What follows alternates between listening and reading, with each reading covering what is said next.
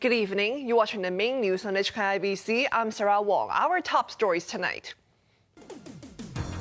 A new COVID cluster emerges, this time at a nightclub in Central with 11 infections confirmed. Carrie Lam advises the next administration to step up national security awareness because challenges remain. And Texas police admit not acting fast enough to stop a gunman who killed 21 people. 11 COVID cases have been linked to a nightclub in Lan Kwai Fong. This came as Hong Kong registered 270 new infections today. Macy Mock reports.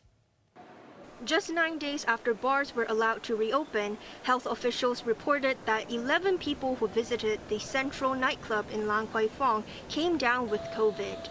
They went to the club in California Tower at around 11 p.m. last Saturday and stayed until 5 a.m. Under easing measures, bars have to close at 2 a.m. Albert Au of the Center for Health Protection said patrons did not wear masks and people who went to the club will have to get tested. One person who tested positive is a part-time basketball coach at the Pok Ngoi Hospital Tang Pui King Memorial College in Yuen Long. 6 students he coached contracted the virus in the past 2 days, and 24 others have to quarantine at home. Meanwhile, another student of the DSC International School in Tai Kwu Shing tested positive, taking the tally in the cluster to 5. The first student in the group to develop symptoms lives on the floor above a 67-year-old COVID patient who is part of the Tai Kwu Shing McDonald's cluster. But they are of different unit numbers, but they were neighboring units and share the same light well. We don't rule the possibility that the transmission took place in the light well from a lower floor to an upper floor. Hong Kong today recorded 217 new infections, including 31 imported cases and 1 COVID-related death. Maisie Mock, HKIBC.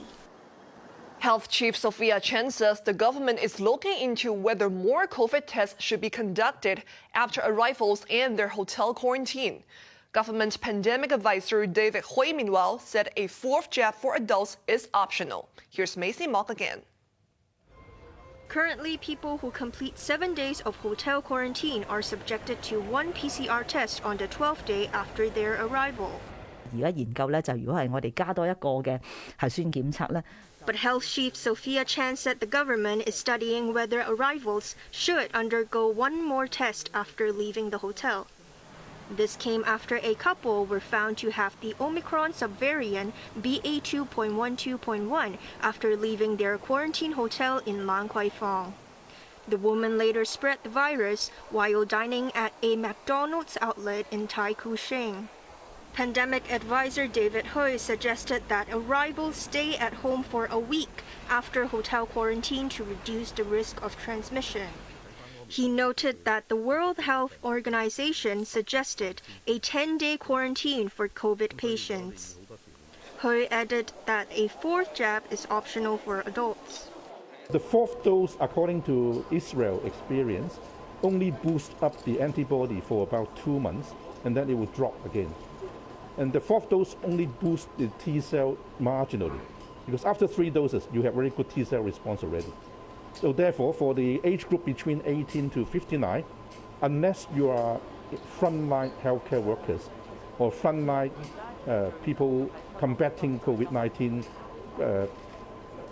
truck drivers, etc., there's no immediate need to go for the 4th dose. Hui said it is unlikely Hong Kong will see a rebound in COVID cases, and he expects daily infections to hover around 250 to 300 for several weeks. Maisie Mock, HKIBC. Outgoing Chief Executive Carrie Lam has urged the next administration to enhance national security awareness, saying challenges remain. A former director of public prosecutions, meanwhile, branded those who condemn the law as hypocritical. Chloe Feng reports. addressing a forum organized by the Department of Justice. Chief Executive Carrie Lam said the implementation of the national security law produced instant results.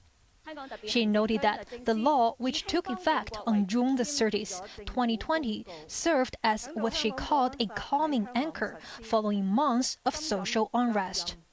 But Lam said safeguarding national security is still at its infancy stage. She called on the incoming administration to enhance national security awareness, warning that local radicals and terrorist-linked underground activities remain a threat. Another speaker, former Director of Public Prosecutions, Granville Cross, rebuffed those who criticized Hong Kong for excluding a jury in national security cases that involve state secrets or foreign forces, or where jurors might be threatened. He said former British colonies, including Singapore and Malaysia, were not criticized when they abolished trial by jury. I might have been tempted to describe this as hypocritical and to conclude that their concerns have been fabricated in order to embarrass China. But please draw your own conclusions. Cross described the case of Tong Yin Kit, the first person convicted under the national security law, as a breakthrough in local jurisprudence, as it guaranteed prosecutorial independence. Chloe Fong, HKIBC.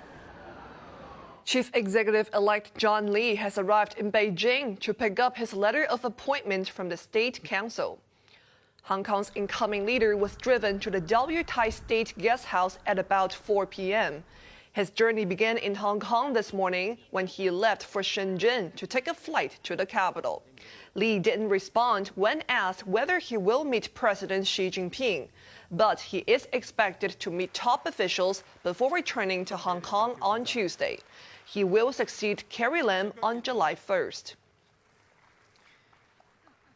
At least 3 publishers claim that their application to take part in this year's book fair has been rejected. They said no reason was given. Here's Chloe Fong again. The Trade Development Council said last year that there will be no censorship at the city's annual book fair in the wake of the national security law. But weeks before this year's event is set to open on July the 20th, at least 3 publishers say they have been barred. They include One of a Kind, which has taken part in the fair over the past 10 years. The company replied to the TDC's invitation to join this year, but last Monday it received a rejection letter. They didn't say anything. Even I asked a few times over the phone and by email. They repeatedly said they reject some application every year, and our case is not a special one. Wong said the rejection might be because last year it displayed 2 books related to the social unrest, and that might have led to complaints about violating the national security law. Huey Press has also been barred following claims that 3 of its books breached the security law. A company representative said the ban is an infringement of press freedom. If we are deprived of this opportunity to show our books, then this will be a blow to our business and also a way to express what we want to show the public. The TDC said it will not comment on individual cases, and there's a chance that some applicants might be rejected. Chloe Fong, HKIBC. Overseas, the top police officer in the U.S. state of Texas has admitted that it was wrong not to storm a primary school to stop a gunman who killed 19 children and 2 teachers. The emotional admission came as former President Donald Trump joined thousands of gun rights supporters at a convention not too far from where the massacre occurred, and only days after a small town was left grieving. Protesters rallied in the Texan city of Houston as over 55,000 gun enthusiasts were expected to flock to the 3-day National Rifle Association convention. The annual meeting came around 72 hours after 19 children and 2 teachers were shot dead in a primary school 450 kilometers away in Uvalde. Several outspoken Republicans, including Texas Governor Greg Abbott, shunned the convention to avoid controversy. But conservative heavyweights, notably former President Donald Trump, took the stage to defend gun rights. Every time a disturbed or demented person commits such a hideous crime, there's always a grotesque effort by some in our society to use the suffering of others to advance their own extreme political agenda. When Joe Biden blamed the gun lobby, he was talking about Americans like you. The elites who dominate our culture tell us that firearms lie at the root of the problem. Ultimately, as we all know, what stops armed bad guys is armed good guys.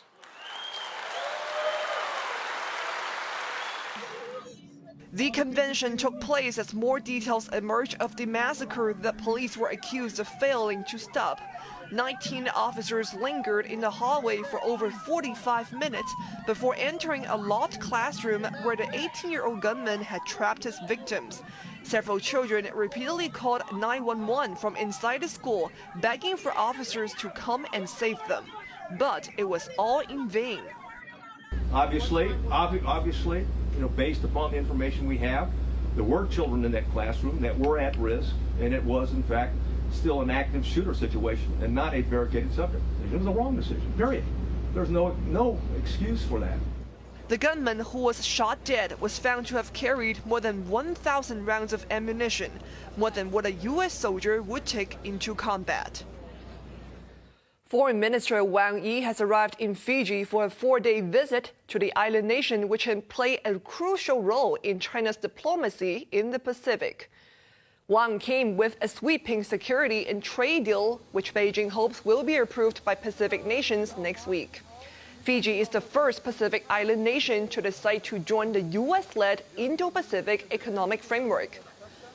Australia's new Foreign Minister Penny Wong also visited Fiji. Prime Minister Frank Bainimarama described their meeting as wonderful. A museum in Ohio is getting ready to mark the centenary of the birth of Charles Schulz, who created the comic strip Peanuts. At its height, it was published in more than 2,600 newspapers worldwide. This was somebody who took his art very seriously and was very conscious of writing and drawing and using the devices, the mechanisms that the comic strip gives you in ways that were effective to communicate whatever idea it was he was trying to communicate. My desire with this exhibition, which is to celebrate the centennial of Schulz's birth, is for everybody to go away learning something, to think, oh, I didn't know that about Schulz. In Peanuts, all of the girls play all of the sports. I hope people take away that this was a person of genius who had a very clear creative focus to his life and enjoyed making people laugh. On to the weather now. Tomorrow will be hot and sunny with 1 or 2 showers in the morning. Temperatures range between 27 and 32 degrees. Hot with sunny periods for Monday and Tuesday. Now let's take a look at the weather around the world.